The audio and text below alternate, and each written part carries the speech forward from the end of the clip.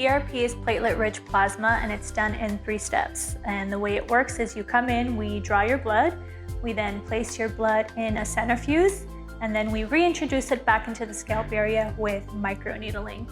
So what you're left with after your rich blood cells are separated from your poor blood cells is the highest form of concentrated protein. Protein creates growth factors and they have healing purposes. So it's reintroduced back into the scalp area using a microneedling device. The microneedling device has about 12 to 14 needles that create channels onto the scalp area. We then apply the platelets to help with growing your hair. Immediately after your PRP session, you are then placed under an LED light therapy. And what that does is it helps with the healing process, but it's also great for blood circulation back into the scalp area.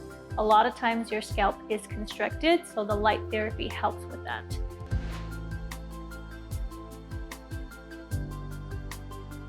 I would say, as far as if anyone's worried about kind of the pain level of it, for me, it was kind of fine. I would say when the first treatment, when I saw you pull out the needle, I was a little terrified.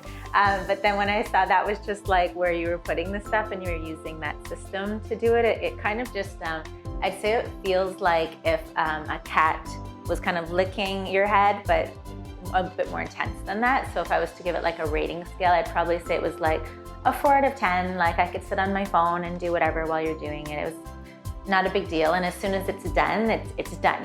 It doesn't feel like anything, right? Like even as soon as, while you're doing it, you might feel a little bit, but as soon as you take it off, it's gone.